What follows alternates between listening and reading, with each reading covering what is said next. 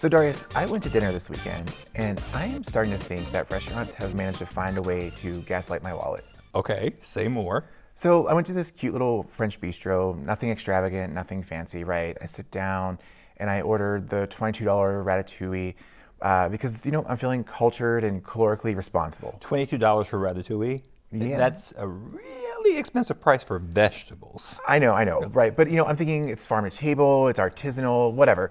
The point is that why is it that when my bill comes, suddenly there's a service fee that's 5% of my total? Now, nobody mentioned this. It's just there in tiny print.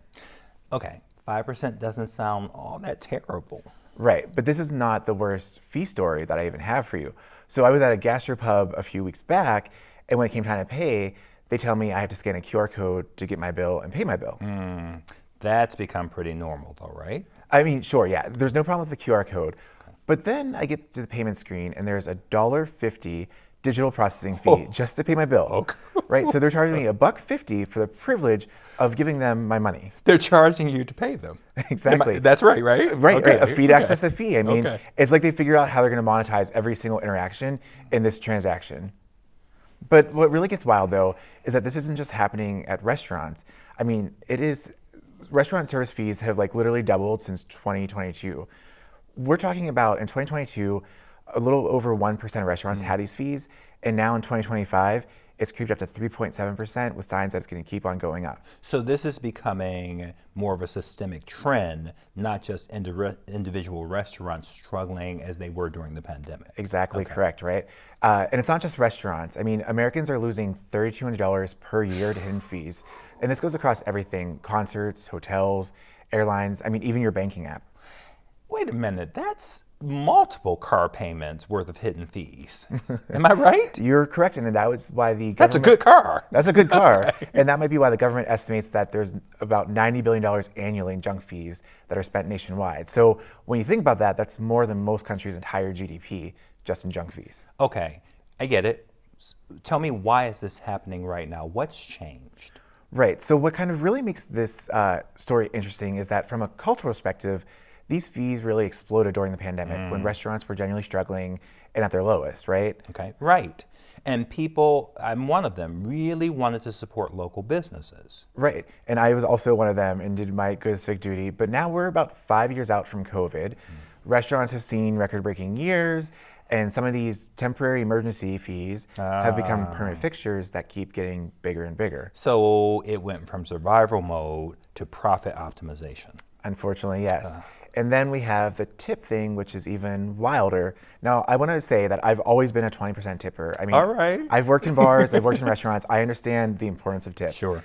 But these iPad screens that are swiveling around at me that start at 20% and go up to 45%, it makes that standard tip feel like you're choosing a cheap option, which has traditionally been considered, a very fair option. So what they're doing is anchoring people to expect higher tips while also charging service fees on top of the higher tips. Am I tracking? You're tracking, Okay. and the crazy part is that they've been marketing these fees as a living wage fee or kitchen appreciation fee or a hospitality surcharge, right? They make you feel bad if you're even questioning what this fee is on your check for. Like you're anti-worker. Like you're anti-worker if you actually want to know what you're actually paying for. Exactly. Okay. I mean, it's insane. They've essentially weaponized the social consciousness to prevent price comparison when shopping and dining. So how exactly does this work? So if you think about it, because you can't really compare prices if you don't know the real price until you're already committed to buying.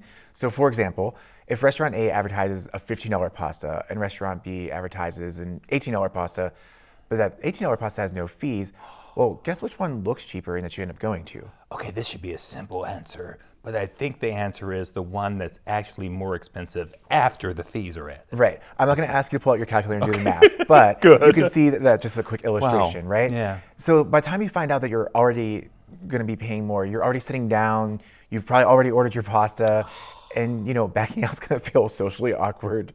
So they're using psychology to prevent market competition. Yeah, but what gets really wild though is this isn't just restaurants anymore. It's literally everywhere. So what do you mean everywhere? So think about Uber. Uber has a booking fee. Yep. They've got service fees. Yep. They charge you a regulatory fee. That's all on top of surge pricing that they also offer. Think about when you're ordering food, DoorDash, right? DoorDash has delivery fees, service fees, small order fees, and on top of all that, they mark up the menu prices. So I've been actually doing it, and as you're talking about it, paying multiple fees on top of inflated base prices. Correct. That's correct. Okay. And then they ask you to tip on those inflated totals, right? Again, I want to stress, I'm not anti-tip. It's just the things that they're doing with these fees really make it kind of get worse. But as I said, it's spilling from the restaurants into other things like online retailers. Okay, I'm afraid, but walk us through it. Yeah, so you see online retailers, the companies that traditionally were brick and mortar, that are moving a lot of things digitally, and they're starting to realize that they can charge you processing fees and handling They're charges. taking on the bad habits. They are. The convenience fees. I mean, I've even seen insurance shipment fees to make sure that your package ordering from them arrives to you. But if you want to take it a next step further, everyone's favorite Ticketmaster has also come up with some new fees as well. They have facility charges and they have order processing fees, and those are on top of their astronomical service fees. So this model has spread to basically every transaction we make in the digital economy. Right. And what this kind of means is that the question here is going to kind of become, how do we get to a place where paying for the advertised price for anything makes you naive?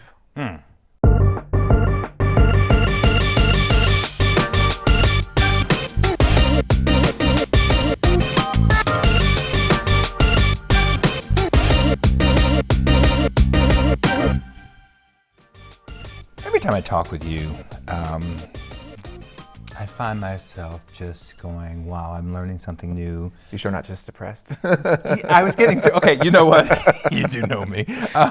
Okay, let's do this. Walk me and our viewers through the psychology of these fees again, because I really do want to understand how what clearly is manipulation is impacting our lives across so many platforms. Right, so many platforms, and would go back to that $90 billion. Like that's a lot of money just in. And that 3,200 car note. Right. Yeah. For especially in these times with these inflation my God, prices. today. Yeah. So the name for this is drip pricing, and It has a name. It has a name, right? And you can see this definition of it, but essentially what it is that it's using the psychology of emotional investment into something to kind of get you to open your pocketbook and throw out cash deeper, right? So the way it works is that they'll say, okay, the product X is $15. So let's actually use like an example of like Airbnb, right? Okay. You want to go on vacation and you're saying, you know what, I'm going to look at Airbnb and I'm going to choose like something that's in my budget. I've got $75. So I take a look at all the options and all the neighborhoods and I find the perfect place, and let's just say we're going to like Paris, okay? Ooh, let's yeah. go outside the country. Let's do. go crazy. Okay. You're in the fourth arrondissement. You're feeling great. $75. This is totally within your budget. It's right at the tip top It's of right my at the budget. tip-top of I your can afford budget. no more. It's in. When you hit next, what is there? There's a cleaning fee. Okay, that kicks it up a little bit more, right? But you've already put all this emotional investment into it, and you feel tied to it. So you're like, okay, what am I going to do? Say no? Like I found it. I spent 30 minutes, an hour, and as you know, no matter if you're rich or poor, time is the most important resource you have. Absolutely. Because it's not renew. So you've put this emotional investment into it. You've put this time investment into it. I've already started planning the trip in my head. Exactly, right? And then you get to the next fee, then you have, or the next fee, well, then you have the next fee. You get to the next page, but you have, one more fee, whether it is like an advanced, check-in, check-out fee. So all this kind of adds up, and people by the end kind of feel defeated because they've bought into it. So what do? They just check out and they spend more money than they had budgeted for. And you see this play out. And I go into a small depression. I've done this. Yes, you've done this. You've done this with an Uber ride, probably. Yes. You have, especially if you've left a concert or, I live A near hotel recently. a hotel. I live right near Wrigley Field, and the Uber pickup zones has gone to my house. And mind you, I'm blocks and blocks away from it. So, every time I get in a car, I know what it should be, and I know what I have to pay based on the surge pricing and everything else if I'm trying to plan to get somewhere. So you've seen it, essentially across everything that you've done, from booking a trip to, going out to a restaurant to ordering DoorDash when you're just trying to avoid the rain. So what, to our estimation, started with really good intent of us, and I remember this time, it feels like a lifetime ago, but I remember the height of the pandemic. where we were like, we've got to support each other. Yes, I'll pay extra, absolutely. And we put words around it, living, celebrate employees, all of that. So what more or less started with really good intent to really support workers, actual folks doing the work, and businesses, smaller businesses to stay afloat, has become now a business model. I'm just making sure I'm getting it. A business model underpinned by using psychology in the most base and horrible way possible. Yeah. Oh, and because it's worked here in one area, restaurants, we've now pushed it across the board. And since everything we do is digital, you can hide all of this stuff behind wall after wall after wall. Am I following? Yeah, because I'm a bit older. You're following, and it's maybe even a little kind of worse than that, and as it always is. Right? And here we go. So there's a couple kind of things to take and unpack, right? So first, like some might say that kind of like Uber pioneered these kind of fees, or the apps. I shouldn't just blame Uber, but all the apps, right? Yeah. And part of that was that when they first came to market, they were flushed with VC funding, right? They just have everyone from Silicon Valley throwing cash to them. They could just and I set saw on fire. stories where they were absolutely fine losing money. Yeah, I mean, I think I want to say that Uber, up until maybe like 5 years ago, I think 2019, I think they were doing something like for every time you order an Uber, they were losing $5. So even if you were a loyal, like you've got me locked in, like I don't have a car, so I rely on public transportation, cabs, and Uber, right? Like that's how I get around. Yeah. So even though they already had me as a customer, they were losing $5 just to keep those prices artificially low, which meant that like, so these other services get you used to a cheap product, but once they go public, they have to justify that they can make money and actually exist on their own. I have a question. Yeah. This feels even more sinister. You are correct. I saw what it did with traditional taxi services. So it was so underpriced. It cleared out the market of competition, got us dependent, and now we are at hidden fees. Am I saying, help me, is there a line there? I mean, you're paying the regulatory fee, and in the case of like travel and lodging, it's even a little more nefarious because not only are you paying these hidden fees, not only have they they've undercut hotels. Not that hotels are innocent, or they cabs are innocent, right? Yeah, Everyone's right. implicitly guilty Yeah. of something one way or another. But what they have essentially done though is they have also tapped into you and your emotional tying to them to let you be their own lobbyist, right? So I mean, sure, they still spend tons of money, but you probably got this. I think 2019. I think when then Mayor Lightfoot was passing like a surcharge for busy times of Ubers. Every time you open the app, write your representative, right? So you have actual people. It was coordinated. It was coordinated, but I mean, they're charging you more, and they're also extracting value out of you because they typically have to spend millions of dollars on lobbyists and law firms to fight these battles for them, right? So it's a little if more. Politicians listen to anything as much as they listen to anything is the actual constituent. Yeah. So that's one side to unpack. That is a little dark, right? The other side is that these restaurant fees, like so these are kind of like the latest thing that we notice with everything that's kind of been creeping up between inflation and tariffs and all the other goodies that just keep getting more and more expensive for no apparent reason. When you take a look at these like restaurant fees, though, they are really interesting because they started with COVID, so it started from a good intention, right? And we wanted to help local businesses and local restaurants in our area because those are inherently like our community. Yes. They're part of our identity. They're things that we love that we don't want to go away. Same with waiters and staff, right? Like we were willing to tip 25, 30% because you weren't able to frequent them as often, and you want to make sure that they are able. They're like extended family. I mean, they really are. I mean, I definitely have my place I go to that is extended family, and I like that I know those places take care of their staff. Yes. So when I see those 5% fees at those places, I don't question because I know them. But you see it at some of the larger restaurant groups and hospitality groups, at least within the city, and it does make me kind of question because I want to know what exactly are you doing? What kind of benefits are you providing? And I know that you're probably not paying more than $2.17 to your servers, and they're still relying on tips through all this.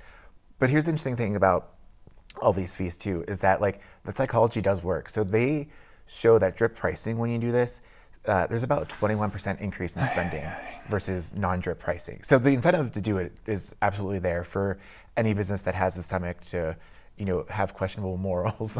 Okay, so which is part of the role, or at least it used to be, the role of government. And we're saying that this happened prior to where we are currently, so prior to this current administration, this is starting to happen. And we know it's happening, and you've just laid out very carefully, and I have to agree that we all can agree, this isn't kosher, this isn't. No, I mean, who loves paying more fees just for But more than fees' that, sake? tell me at the beginning I'm going to pay. So speaking of the government, what has the government said or done to either support or take away the incentive to do this sort of thing to us? So here we are. To us. Yet again, a tale of two cities, if you will. Oh no! Oh, I have a feeling I know. Before and after. Does this involve two different It presidencies? does. Okay, It go does. ahead. So under Joe Biden, the Joe Biden administration, they did take on junk fees, and it was a huge part of the last kind of months of his administration. So they were really all about taking on junk fees. So they did things like with Ticketmaster, they did things through the Department of Transportation with airlines to actually make us I kind of remember on, some of this, actually. Yeah, right. So with airlines, it was to be on par with Western European societies, where not if there's a hurricane or a natural disaster, like you don't get refunded for that. Sure.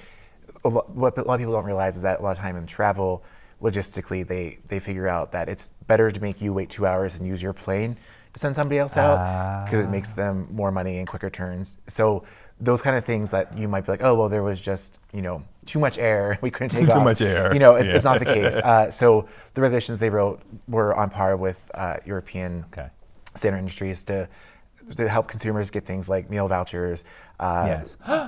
pay like compensation for delays based upon the amount of time that you wait in an airport, or even covering the cost of like hotels if your flight's canceled for that day and stuff like that. So the Biden administration really went all in on this to try to limit junk fees. I mean, even to credit card processing fees, which I think people are probably the least forgiving on. They're probably like, you spent it, you deserve it. That part, yeah. But like a late payment fee of $44 compared to $8, which is where the Biden administration was trying to cap them, seems a little more fair. Yeah. And like a little more manageable. Yeah.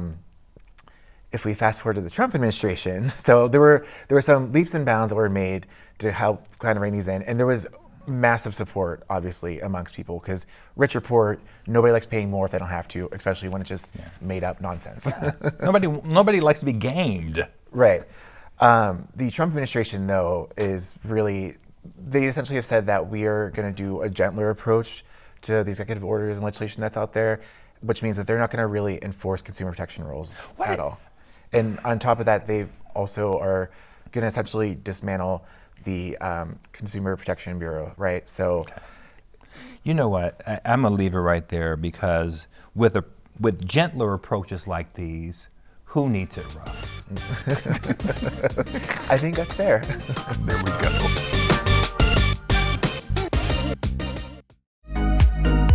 Hi, I'm Bianca Cotton, inviting you to tune in for a new episode of Behind the Confident Smile with guest Judy Weathers, where we discuss the inner world of a military wife married to a combat soldier.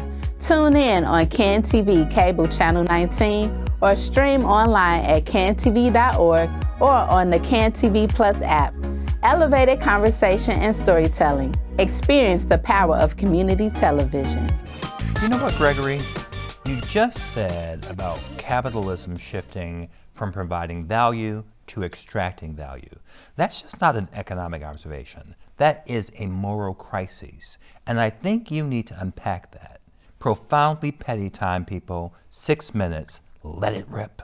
Go, Greg, go. Okay, Darius. So you know what's really breaking my brain about this fee epidemic is that we're living through what I would call like the great American scam, right? Where corporations have convinced us that being ripped off is essentially a lifestyle choice. I mean, they've essentially turned every single transaction into a puzzle where the answer is always pay more money. If you order food, surprise math quiz, book a hotel, pop quiz on resort amenities, call an Uber, advanced calculus on surge pricing algorithms. But here's like the sick genius of it all is that they've made us feel stupid for anticipating. For not anticipating their deception, rather, right? They're like, oh, you didn't expect a service fee? Like, you didn't budget for processing charges? You're so stupid. You know, like, you didn't assume we'd add Silly mystery you. cost to Yeah. everything. But, you know, since when did financial literacy mean having to reverse engineer what I would call corporate fraud? You know, I'm out here just trying to live my life, and, you know, I've accidentally become like this forensic accountant that's specializing in restaurant receipts, you know? Wow. I probably know more about DoorDash's fee structure than some of their employees do. I mean, I can spot a hidden resort charge from about Come 3 on. states away. Okay.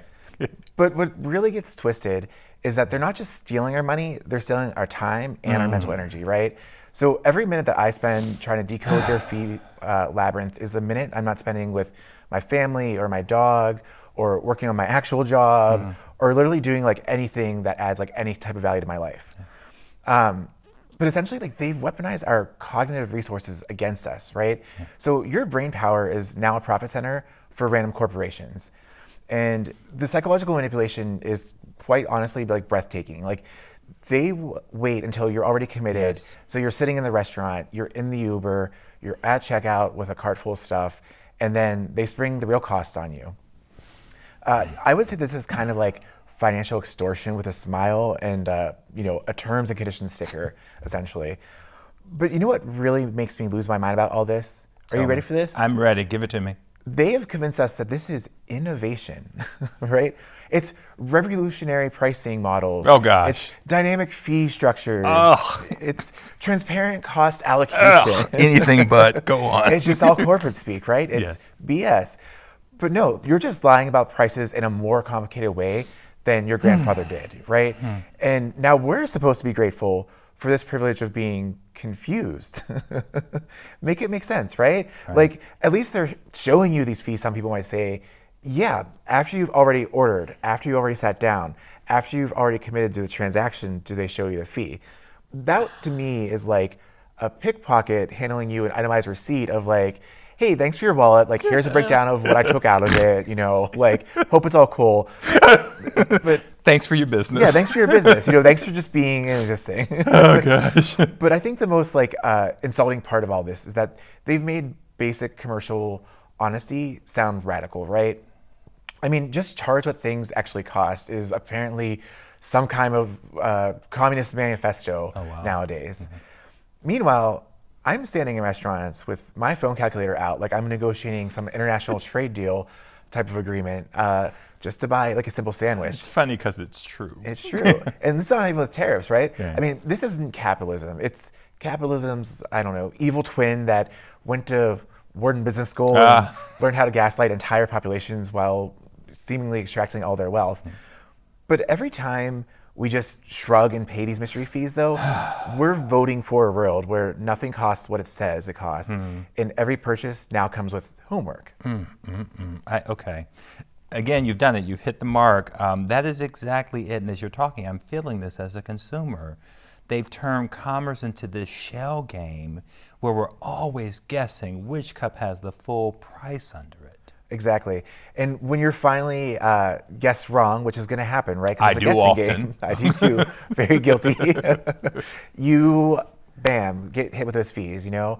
They act like you're the idiot for not reading their minds. Psychology. Obviously, there would be charges for using our services to access our service, to pay for our service, to access another service. Right. So it's the fee to pay for the fee, to pay for the fee, to access a thing that you've already paid for. And if you complain, you're just not understanding modern business models. Right. So modern business models apparently were invented by people who think honesty is some type of competitive disadvantage. For more than 40 years, CAN TV has been Chicago's voice, your voice.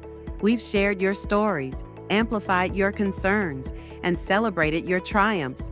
Now we want to hear from you. What programs matter most? What issues should we cover? How can we better serve your community? Visit cantv.org/feedback today. CAN TV. Experience the power of community television. All right, Darius, it is time for Pretty Petty Please, which is our favorite time of the show. Please tell me that people are finally pushing back on these fees. They are. The most beautiful thing I'm seeing is fee fatigue. Oh. People are just walking away. Okay. So tell me, this fee fatigue, is it just for restaurants and service fees, or like From all of it. Okay. All of it. Hotels that don't show total prices up front, concert venues with hidden charges, even subscription services, I'm good there, with confusing cancellation policies. So they're finally voting with their wallets. And businesses are starting to notice. Some restaurants are finally dropping those service fees and, well, just raising menu prices because customers at least prefer the honesty of that pricing.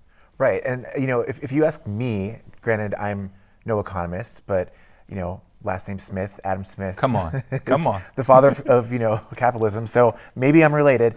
I would say that that's exactly how markets are supposed to work. Right. When businesses compete on transparency instead of manipulation, everybody wins, well, except the manipulators. Right. And if we're speaking of speaking of manipulators facing consequences, Ticketmaster is finally getting regulated. That part. The FTC's junk fee rule specifically targets companies that hide fees until checkout. We're watching you, Ticketmaster. After decades of, quote, convenience fees for the convenience of paying for a ticket. I can't even tell you All how of many it. dollars they've got of mine. I mean, they made billions of dollars charging fees, right, for these services that cost them almost nothing to provide. And the most interesting part about this is that Ticketmaster has done this because essentially the music industry doesn't want to be the bad guy. Yeah. And Ticketmaster was like, hey, we have no problem with everyone hating us.